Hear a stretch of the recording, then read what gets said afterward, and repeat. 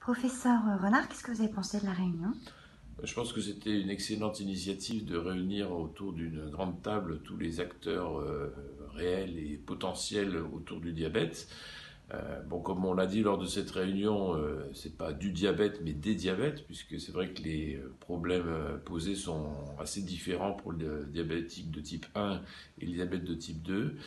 Mais je pense que par ces échanges qui ont commencé à l'échelle régionale et qui vont être transmis au niveau national, on peut vraiment enfin, je dirais, prendre en compte les grosses problématiques actuelles des patients diabétiques. Pour le diabète de type 1, on a bien vu à travers les échanges que c'est vraiment une meilleure information sur la maladie qui est nécessaire.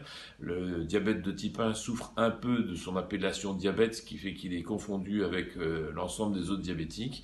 Et là, il y a véritablement une nécessité d'information du public, des enseignants, des médecins du travail, des employeurs potentiels sur cette maladie qui a ses spécificités et qui est en fait aujourd'hui beaucoup mieux prise en charge.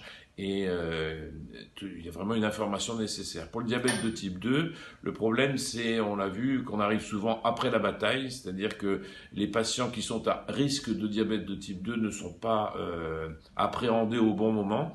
Et c'est souvent malheureusement encore à l'occasion d'une complication qu'on découvre ce diabète de type 2, alors que l'énergie devrait être donnée sur le dépistage précoce du diabète de type 2, quand c'est encore une toute petite maladie, et passer les messages de l'efficacité de la prévention des complications par une prise en charge, un accompagnement.